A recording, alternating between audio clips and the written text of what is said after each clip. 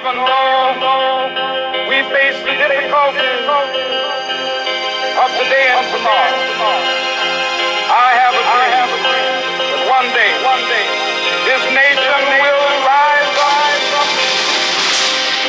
అతడే తన సైన్యం, అతడే తన ధైర్యం, తనలో ఆలోచన పేరే నిశ్శబ్ద ఆయుధం, తన మార్గం యుద్ధం, తన దర్శనం గురించి సన్మాన కార్యక్రమం నడుస్తూ ఉంది. సహస్ర చంద్ర దర్శనం ఎప్పుడు చేస్తారంటే సాధారణంగా 80 ఏళ్ళు దాటిన వాళ్ళు, ఆ 80 ఏళ్ళ వయసులో వాళ్ళు 80 ఏళ్ళు దీంట్లో 1000 సార్లు వాళ్ళు చంద్ర దర్శనం చేసుకునే గొప్ప అవకాశం దొరికింది. సో అంత అనుభవం వాళ్ళ ఏజ్ కారణంగా వాళ్ళ అనుభవం ఎంతో ఉంటుంది. సో అటువంటి ఏజ్ ఉన్నవాళ్ళు మనతో ఉన్నారు, మన ఇంట్లో ఉన్నారంటే అది అందరికీ గర్వకారణం. సాధారణంగా పెద్దవాళ్ళు నాకు ఇబ్బంది అనుకున్న పరిస్థితుల్లో ఈ రోజుల్లో సో అటువంటి గొప్పవాళ్ళు ఏదున్నవాళ్ళు మన ఇంట్లో ఉన్నారంటే అది మనం ఎప్పుడో చేసుకున్న అదృష్టం అని అనుకోవాలి. సో ఎంతో పుణ్యం చేసుకుంటే కానీ ఆ అవకాశం దొరకదు. సో వాళ్ళ అనుభవాన్ని కానీ వాళ్ళ మంచితనాన్ని కానీ వాళ్ళ ప్రేమను కానీ మన కుటుంబానికి అందరికీ వాళ్ళు పంచుతూ ఉంటారు. ఈ సందర్భంగా ఈ కుటుంబ సభ్యులు ఎవరైతే ఉన్నారో వాళ్ళు సెప్టెంబర్, అక్టోబర్ నెలలో సాధారణంగా వీరుంటే ఏదైనా ఒక గుడికి వెళ్ళి మీ ఫ్యామిలీ అందరూ కూడా దైవ దర్శనం చేసుకొని వీరుంటే ఆ రోజు గెట్ టుగెదర్ అనేది ఆ విధంగా చేసుకొని మీ కుటుంబ సభ్యులందరూ కలిసి సంతోషంగా ఉండడానికి భగవంతుడు కల్పించిన ఒక మంచి అవకాశంగా గుర్తుపెట్టుకోండి. తప్పకుండా సెలబ్రేట్ చేసుకునే ప్రయత్నం చేయండి. ఇప్పుడు ఉన్న పరిస్థితుల్లో ఏమంటే మనం చిన్న వయసుకే ప్రతి ఒక్కరు కూడా ఏదో ఒక ఆరోగ్య కారణాలతో ఇబ్బంది పడుతున్నాం. అటువంటి వాళ్ళు 80 ఏళ్ళు పైబడి ఇప్పటికి కూడా హాయిగా నడవగలుగుతున్నారు, మాట్లాడగలుగుతున్నారు, ఉండగలుగుతున్నారు అంటే చాలా చాలా సంతోషకరమైన విషయం. అదేవిధంగా ఇప్పుడు తెలుగు భాష దినోత్సవం గురించి కూడా సో వేరే లాంగ్వేజ్ అంటే ఇంగ్లీష్ అనేది మనకి మోస్ట్ ఇంపార్టెంట్, బట్ మన మాతృభాష అనేది చాలా చాలా చాలా ముఖ్యమైనది. సో ఇంట్లో మన పిల్లలతో కావచ్చు, లేదంటే మనం ఎవరైనా ఇండివిజువల్గా మాట్లాడుకుంటున్నప్పుడు వీరున్నంతలో మనం తెలుగులో మాట్లాడే ప్రయత్నం చేయాలా, పిల్లలకు కూడా నేర్పించే ప్రయత్నం చేయాలా. తెలుగులో ఎన్నో మంచి పద్యాలు కావచ్చు, కావ్యాలు కావచ్చు, సినిమాలు కావచ్చు, ఎన్నో ఉన్నాయి. అవన్నీ పిల్లలకు చూపించి దాని గొప్పతనాన్ని మనము తెలియజేసే ప్రయత్నం చేయాలి. అదేవిధంగా జాతీయ క్రీడా దినోత్సవంలో జ్ఞానచంద్ గారు అతి ముఖ్యమైనటువంటి హాకీ క్రీడాకారుడు. ఒకప్పుడు భారతదేశంలో చాలా చాలా ప్రాముఖ్యత పొందింది హాకీ అనేది. సో దాంట్లో మన వాడు చెప్పినట్టుగా ఎన్నో పథకాలు మన దేశానికి సాధించారు. దాన్ని ప్రత్యేకంగా ఎందుకుంటే ఇప్పుడున్న పరిస్థితుల్లో పిల్లలందరూ ఆటలు అనేవి మర్చిపోయారు. మన చిన్నతనాన్ని మనం గుర్తు చేసుకుంటే ఏ రోడ్లో ప్లేస్ దొరికినా, ఏ ప్లేస్లో ఇసుక దొరికినా మనం అందరూ హాయిగా ఆడుకునేవాడు.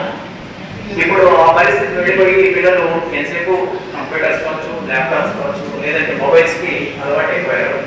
సో దానివల్ల శారీరక వ్యాయామం అనేది లేకుండా పిల్లలు చాలా తొందరగా అనారోగ్యానికి గురవుతున్నారు.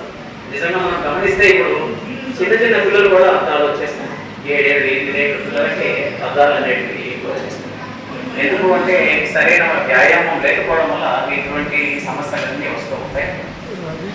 ఈ సందర్భంగా ప్రతి చిన్న అవకాశాన్ని కూడా, ప్రతి చిన్న కార్యక్రమాన్ని కూడా మన అవ్వబాటు ఎంతో గొప్పగా చాలా చక్కగా కండక్ట్ చేస్తున్నారు. సో ప్రతి ఒక్క సభ్యుడు కూడా ఇంకా ఎంతో ప్రోత్సాహాన్ని, సహాయ సహకారాన్ని అందించాలని, మన అవ్వ ఇంకా ఎన్నో మంచి కార్యక్రమాలు చేయాలని మనస్ఫూర్తిగా కోరుకుంటున్నాను. Thank you. గోవాలో నేషనల్ స్పోర్ట్స్ డే మరియు తెలుగు భాషా దినోత్సవం ఇదే ప్రప్రథమంగా జరుపుకుంటున్నారు. ఈ వినూతనమైన ఆలోచన రావడానికి ప్రెసిడెంట్ గారికి నేను ధన్యవాదాలు తెలియజేస్తున్నాను. మామూలుగా మన అవోపాలో క్యాలెండర్ ఈవెంట్స్ జరుపుకోవడమే గొప్ప అయితే ఇవన్నీ కూడా అడిషనల్గా ఇలాంటి కార్యక్రమాలు చాలా చక్కగా నిర్వహించడము. ఈ కార్యక్రమం ముందు అనౌన్స్ చేసినా కానీ మన మెంబర్స్ చాలా తక్కువ మంది హాజరయ్యారు.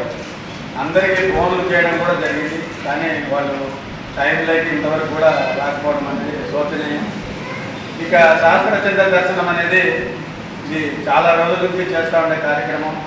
నాకు తెలిసి ఇప్పటి వరకు 60 మంది 60-70 మంది వరకు మనం శాస్త్ర చంద్ర దర్శనం ఈరోజు కూడా ఒకరిని గుర్తించి మన ఈ కార్యక్రమంలో భాగంగా జరపడం అనేది ఎంతో మంచి విషయము. మరి మన అవోపా సభ్యులు ఎల్ఐసి తరఫున రవికుమార్ గారు మన ఆరవేశ సభకు ఎగ్జిక్యూటివ్ కమిటీ మెంబర్గా ఎలక్ట్ అయ్యారు. వాళ్ళని కూడా మన అవోపాలో సన్మానించుకుంటున్నాము.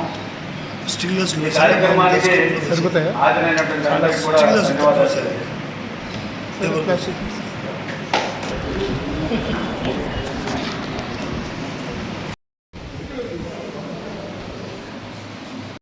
పెద్దలకి అట్లాగే డయాసిటీ కూర్చున్న వాళ్ళకి అందరూ నాకన్నా చాలా పెద్దవారే. ఒకళ్ళు రెగ్యులర్గా మాతో పాటు వాకింగ్ చేస్తుంటారు. అన్నా నీకు ఇట్లా చేయడం వల్ల మా నీళ్ళు పంపించి రాఘవ ఏంటి రాఘవ ఇంత రికార్డు ఉంది, నీకు 9 ఏళ్ళకి బెస్ట్ టీచర్ అవార్డు ఇస్తాము, మీరు తీసుకోండి అన్నారు. అప్పుడు మన అవోపా ప్రెసిడెంట్ ఎవరో ఉన్నారు, వాళ్ళ కూడా సన్మానం చేశారు. అట్లాగే ఉపేంద్ర గారు చెప్తున్నా అంటే లేదు నువ్వు తప్పకుండా రాఘవ రాఘవ అన్నారు. సరే మీరు ఇచ్చిన నేను మనస్ఫూర్తిగా స్వీకరిస్తున్నా అంటే థ్యాంక్ యూ, ధన్యవాదాలు. అలాగే ప్రతి ఒక్కరు కూడా